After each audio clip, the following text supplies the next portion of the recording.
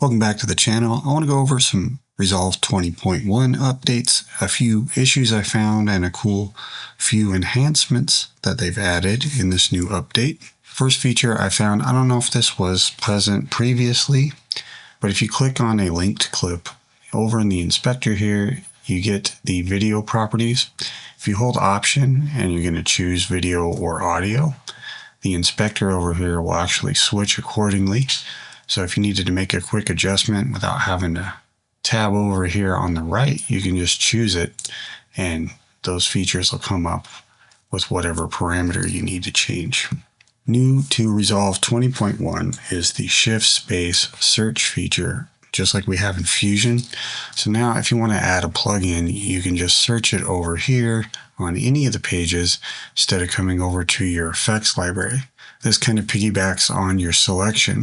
So if you're on a video and you hit Shift Space, only the video plugins will come in here. Case in point, with video highlighted, if I try to type de-esser, we don't have that on the list. But if we go down to the audio portion and hit it and try de-esser, that now pops up in the list if we wanted to use that. So it's a nice new way you can actually look for transitions or effects. Another feature that got changed is viewing your keyframe tray down below. Previously, if you have display stack timelines on and you went to click this keyframe tray, it wouldn't pop up. But now, as you can see, I have display stack timelines enabled.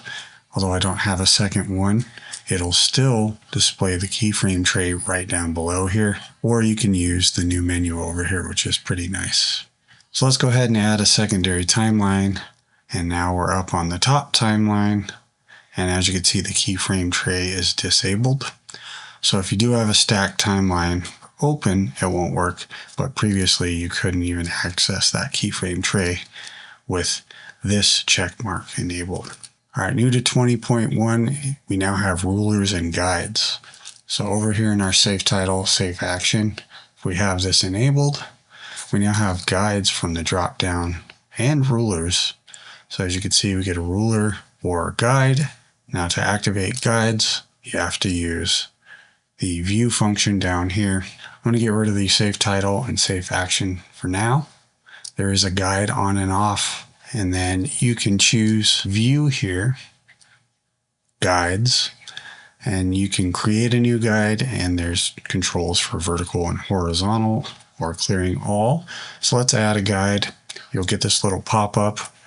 0 is actually dead center, not 0 from left to right or top to bottom. And then you could choose horizontal or vertical, and you hit add, and now your guideline pops up. So if you're going to add some kind of an element, let's go ahead and throw on some kind of title. We'll do the lower third right above here. We can now click on this, and with our overlay enabled, it'll stop on that guideline when it reaches the end of it. So there's some snapping involved. Right there, you can see it turns pink. Now you can add another vertical guide if you want under View. And just choose vertical. And this will give you like a crosshair. And then you have the option to move these around wherever you want. And you could do that based on your ruler coordinates. And then if you needed to get rid of these, you can just turn the whole thing off. Or come down here and click off the guide separately if you needed Safe Title, Safe Action on. And then when it's time to clear your guides, you're going to go to View, Guides. There's Clear Vertical or Horizontal or Clear All. And then that goes away. So that's a pretty handy new feature they added. Another problem I just discovered was recording voiceover, whether it be on the cut page or the edit page. If I enable this, we can see I have the Scarlett 18i20 as my USB device. And even though I have input monitoring on, it doesn't show up because it needs to be plugged into input 1 only. And I tried this by changing my input and moving my interface around. But if we go over to the Fairlight page, let's say I wanted to record to track 2. Right here I can go to our input, open the input, or Fairlight patch input output.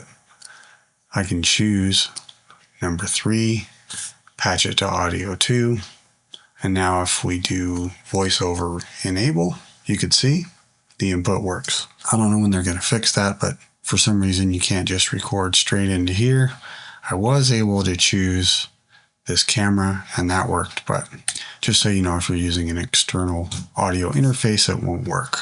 All right, another cool feature they added was the ability to not have to drag and drop with this little selector on your video insert. So right here next to our monitor, we have a little drop down menu for, by default, it's both, and you could choose video or audio only, kind of like the cut page did. It'll highlight red.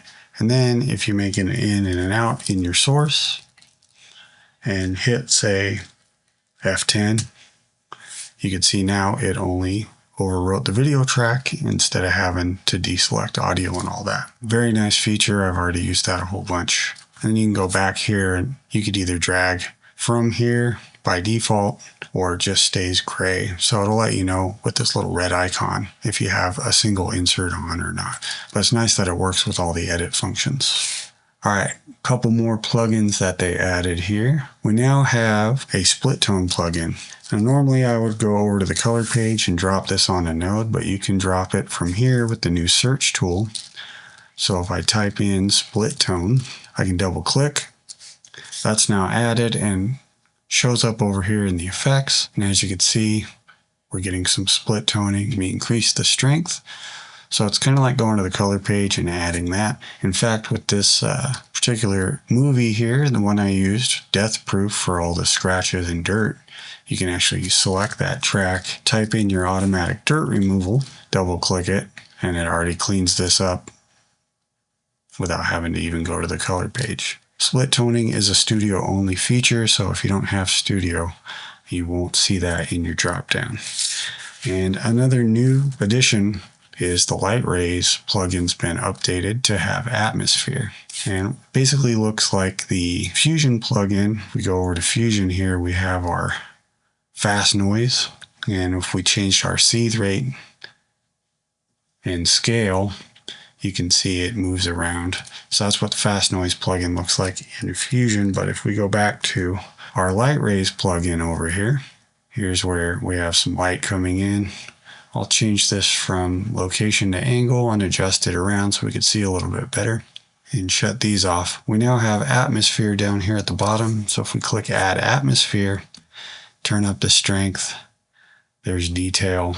As soon as I started messing with it, it reminded me of fast noise, and then of course there's seed rate, so it seems to be like a hybrid of that. Well, this is really cool because then you can make particles in the light beams if you need to, if you're going through a window or something like that. I haven't gotten to mess with this too much, but by default it's already improved quite a bit, and the atmosphere is a nice welcome addition. All right, that's it for this video. Just wanted to go over a few new additions from 20.1 update. Click subscribe if you haven't. Looks like 97% of you guys aren't subscribed, so help a brother out and hit that button. All right, if you guys got a video you want me to make, a certain topic you want me to try to attempt fixing, leave it down below in the comments section. I always read that. You guys give me some fantastic ideas on problems to solve.